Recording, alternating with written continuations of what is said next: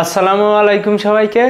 Dhaka board 2024 সালের word and phrase সমাধান পর্বে তোমাদের সকলকে শুভেচ্ছা।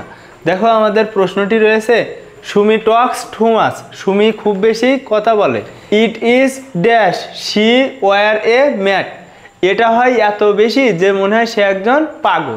অ্যাজ ইফ অ্যাজ দোর আগে প্রেজেন্ট ইনডিফিনাইট থাকলে পরে পাস্ট ইনডিফিনাইট হয়। দেখো এখানে ড্যাশ রয়েছে, ড্যাশের আগে রয়েছে প্রেজেন্ট ইনডিফিনাইট, পরে রয়েছে পাস্ট ইনডিফিনাইট। তাহলে আমরা এখানে বসাবো অ্যাজ ইফ, যেন। ইট ইজ অ্যাজ ইফ, এটা হয় যেন শি ওয়ার এ ম্যাট, যেন সে একজন পাগল। আমাদের টোটাল সেন্টেন্সটি, Sumi talks too much, Sumi অনেক বেশি কথা বলে। It is as if she were a mat, এটা এত বেশি যেন সে একজন পাগল। অ্যাজ ইফের আগে প্রেজেন্ট ইনডিফিনাইট, পরে পাস্ট ইনডিফিনাইট। বাংলা অর্থ কি? যেন। Can you tell me dash an elephant dash. তাহলে দেখো এখানে দুইটা শূন্যস্থান রয়েছে, শেষে কোয়েশ্চেন মার্ক বা জিজ্ঞাসা চিহ্ন রয়েছে। কেউ কি বলতে পারবে হাতি দেখতে কেমন? তাহলে দুইটা শূন্যস্থান, শেষে জিজ্ঞাসা চিহ্ন। আমরা বলতে পারি দেখো হোয়াট ডাজ লুক লাইক। দুইটা শূন্যস্থান থাকে, শেষে কোয়েশ্চেন মার্ক থাকে। তাহলে ক্যান ইউ টেল মি, কেউ কি আমাকে বলতে পারবে what does an elephant look like, একটা হাতি দেখতে কেমন? কেউ কি আমাকে বলতে পারবে একটা হাতি দেখতে কেমন? I am eagerly waiting for your reply. আমি অধীর আগ্রহে তোমার উত্তরের জন্য অপেক্ষা করছি।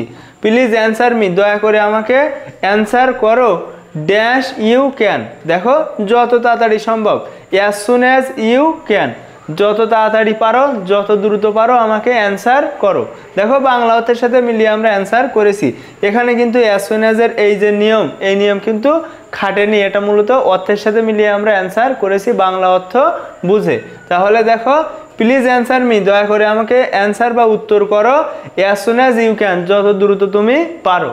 Dash swimming in a river, নদীতে সাঁতার কাটলে কেমন লাগে? দেখো এখানে মূলত ড্যাশ রয়েছে, ড্যাশের পরে ভার্বের সাথে আইএনজি, শেষে কোয়েশ্চেন মার্ক। দেখো হোয়াটস ইট লাইক, কিসের মতো বা কেমন হয়। হোয়াটস ইট লাইকের পরে ভার্বের সাথে আইএনজি থাকবে, শেষে কোয়েশ্চেন মার্ক থাকবে। এখানে দেখো ড্যাশের পরে ভার্বের সাথে আইএনজি, সুইমিং এবং শেষে কোয়েশ্চেন মার্ক। তাহলে আমরা বলতে পারি what's it like swimming in a river, নদীতে সাঁতার কাটতে কেমন লাগে। Helmet should be used while driving a motor bike. Motor bike চালানোর সময় হেলমেট ব্যবহার করতে হবে। Dash you wire in a bike and made a serious accident. কেমন হতো যদি তুমি বাইকে থাকতে এবং একটি মারাত্মক দুর্ঘটনা হতো। এখানে দেখো শেষে কিন্তু কোয়েশ্চেন মার্ক রয়েছে। দেখো আমরা এমন একটি ফ্রেজ শিখেছিলাম, হোয়াট ইফ, যদি এমনটি হয় তাহলে কি হবে। মূলত হোয়াট ইফের অর্থটা আসে একটা জিনিস ঘটেনি কিন্তু যদি ঘটতো তাহলে কেমন হতো, একটা ভয় কাজ করে। দেখো এখানে কিন্তু অ্যাক্সিডেন্টটা হয়নি, যদি হতো তাহলে কি হতো। হোয়াট ইফ এরপরে অ্যাসার্টিভ সেন্টেন্স থাকবে, শেষে কোয়েশ্চেন মার্ক থাকবে। তাহলে আমরা বলতে পারি what if you wire in a bike, কেমন হতো যদি তুমি বাইকে থাকতে, and made a serious accident, এবং একটি মারাত্মক দুর্ঘটনা ঘটতো। It is a secret matter, এটা একটি গোপন বিষয়। We dash not discuss this in public, আমরা জনসমক্ষে এই আলোচনা না করা উচিত ছিল। তাহলে দেখো আমরা বলতে পারি হ্যাড বেটার, হ্যাড বেটারের পরে ভিয়ন বসে। উচিত অর্থ দেয় ইচ্ছার উপর নির্ভর করে। We had better not discuss this in public, আমাদের উচিত ছিল এই বিষয়ে আলোচনাটা পাবলিকলি না করা। তাহলে দেখো তারা করবে কি করবে না সেটা তাদের ইচ্ছার উপর নির্ভর করে, কিন্তু উচিত ছিল না করা। তাহলে দেখো হ্যাড বেটারের পরে ভিয়ন বসে, এখানে রয়েছে ডিসকাস, এটা কিন্তু ভিয়ন। সেন্টেন্সটি হচ্ছে you had better not discuss this in public.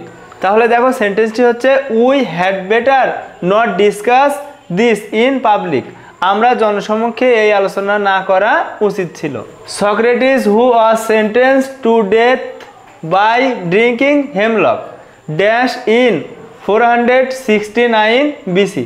দেখো হেমলক পান করে মৃত্যুদণ্ডপ্রাপ্ত সক্রেটিস খ্রিস্টপূর্ব 469 সালে জন্মগ্রহণ করেন।